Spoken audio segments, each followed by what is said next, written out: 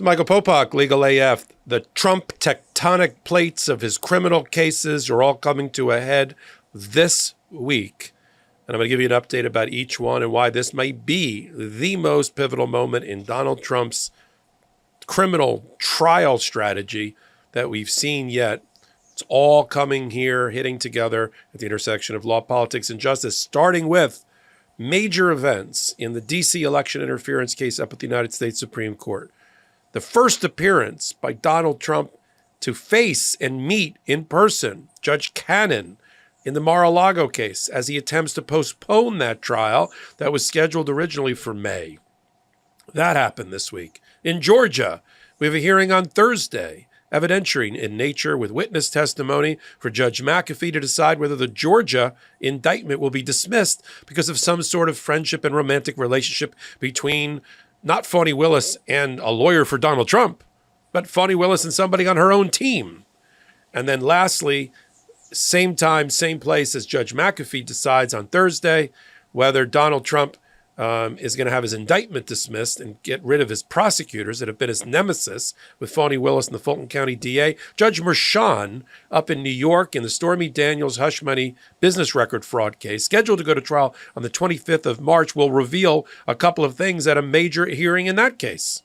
Whether he's going to actually conduct the hearing, conduct the trial on March 25th, reset it in deference to Judge Chutkan, or something like that. Let's break down each of these four major tectonic plates and what they mean for Donald Trump all this week. Okay, let's start at the beginning. First, you've got the D.C. election interference case. What was the major event this week?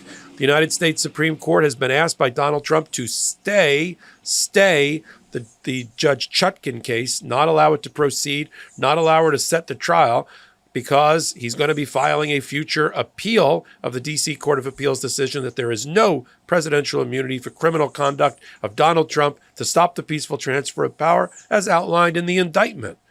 The United States Supreme Court makes a decision through first Chief Justice Roberts, who's the Chief Justice who sits over the D.C. Court of Appeals.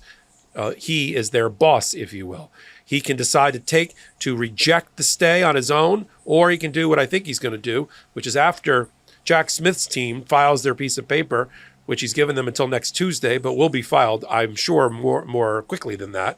He can then refer it over to the full Supreme Court and decide whether there are four, that's what you need out of 9, 4 votes to take up the issue of the appeal. If there's not 4 votes to disturb and review and evaluate the D.C. Court of Appeals so clearly right decision that there is and cannot be presidential immunity for criminal conduct, then if there's not 4 votes, it dies there.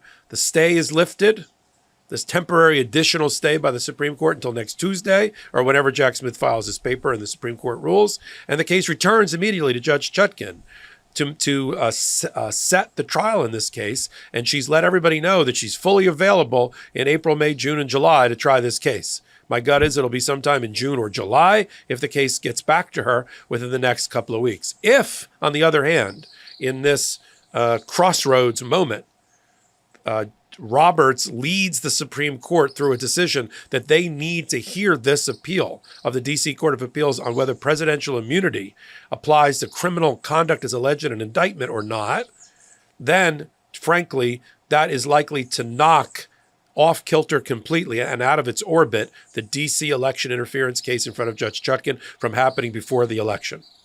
The chances of that happening are slim to none if they decide they want to take the case with full briefing and oral argument. I mean, they could do it quickly, but nothing so far John Roberts has done has indicated to me that he wants to do things quickly as it relates to Donald Trump, at least as to criminal matters. But we'll see.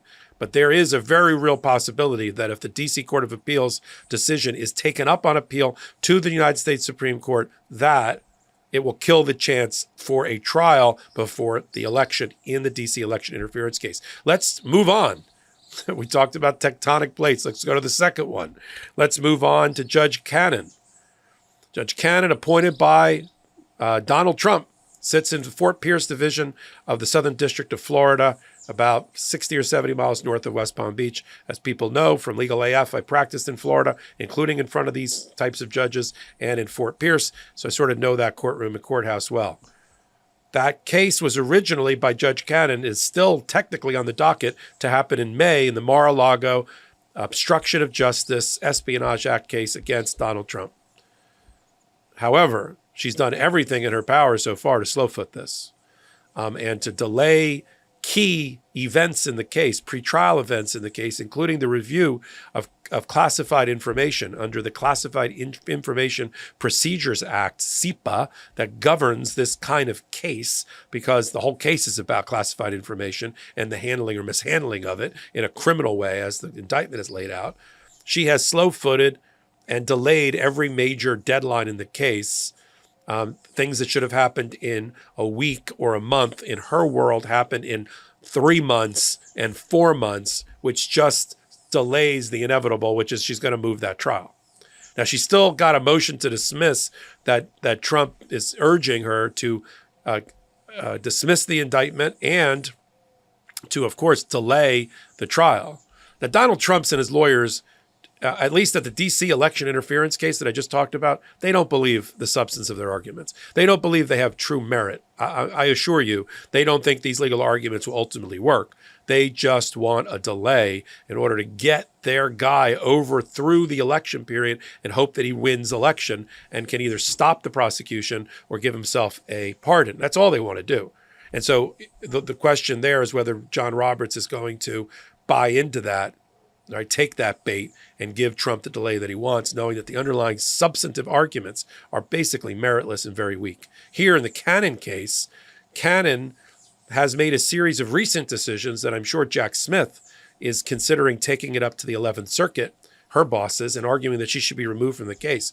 But we just had this week on Monday a face-to-face meeting in court in a secret hearing that's confidential because of the classified information issues of Donald Trump and the person he appointed in Eileen Cannon.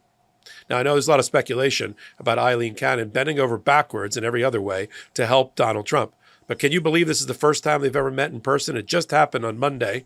And, much to the chagrin of Jack Smith's team, who's also handling that case, as well as the D.C. election interference case, they've been flummoxed and frustrated and perplexed by Judge Cannon and her decision-making, and her allowing Donald Trump and his lawyers to continue to spin the facts in their direction, basically lie about the facts procedurally, and to continue to claim that Jack Smith is just interested in election interference and is politically motivated, when everything on the surface of his body of work and below the surface indicates that that's not the case.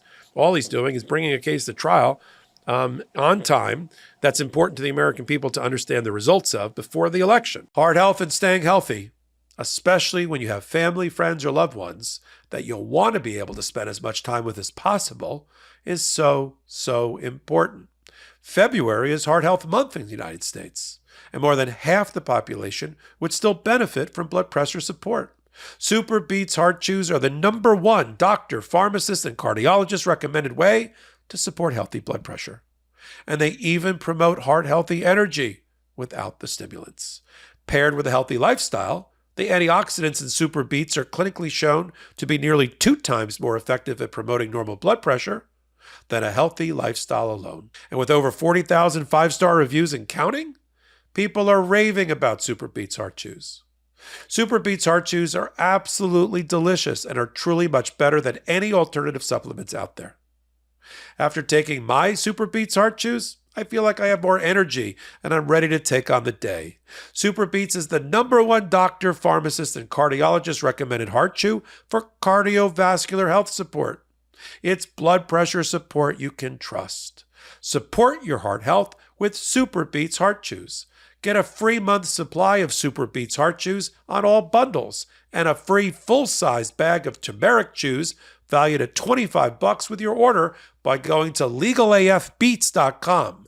Get this exclusive offer only at LegalAFBeats.com. This is the topic of this hot take, is worlds collide and tectonic plates are moving. First meeting by Donald Trump and Judge Cannon in a hearing. We don't know much about the hearing because, of course, it's covered by these classified information doctrines at the present time. We'll learn about them in the future.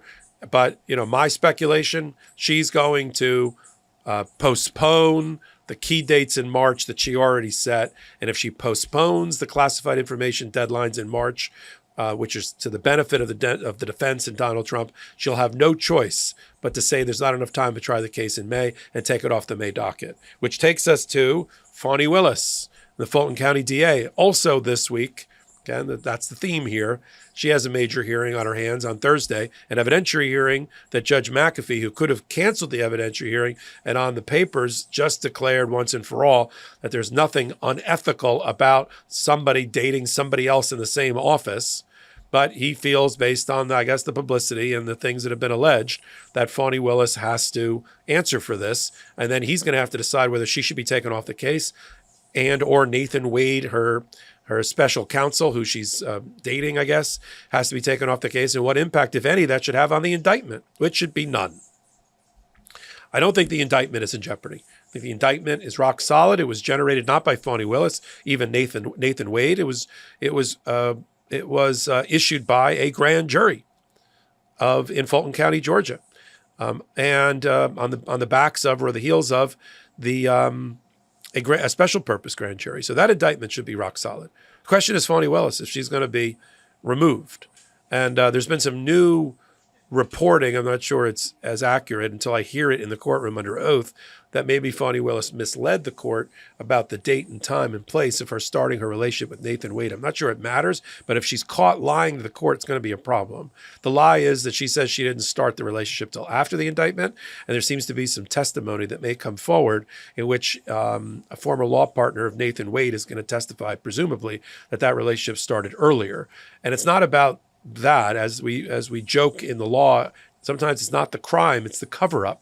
Even if she did nothing wrong, if she lied to the court about the timing of this particular issue, and she violated her duty of candor to the court as an officer of the court, then we got a problem with Fani Willis. We'll watch this with great interest on the MeidasTouch network. We'll have a live feed of the hearing on Thursday because Judge McAfee does everything on YouTube, which is great for our network and our ability to talk to you about the results. And then we've got, in the same week, we've got a hearing that same day as Judge McAfee. This is the fourth case against Donald Trump. Again, this critical week in his life is the Judge Merchan, the New York State Supreme Court judge, who's handling the Stormy Daniels business record fraud case, which Alvin Bragg, the Manhattan DA, likes to say is the first election interference case by Donald Trump dating back to 2016. We're going to know at that hearing, and from reporting, and we think we're going to have my co-anchor, our co-anchor on Legal AF, Karen Friedman-Agnifilo, formerly of the Manhattan DA's office, in the room, hopefully reporting in real time, if we can. There won't be any cameras. There won't be any audio of the hearing. But the issue that we're going to learn right away is whether Judge Merchan is going to dismiss the indictment. I doubt that happens under the arguments raised by Donald Trump. Whether the key issue there, just to kind of manage expectations, is whether there has to be two crimes to make this a felony, and the second crime seems to be election interference. And since it's federal election interference in the 2016 election, the argument is that it's not the province of a state prosecutor, a federal crime, and therefore it can't be used to make this a Class E felony in New York.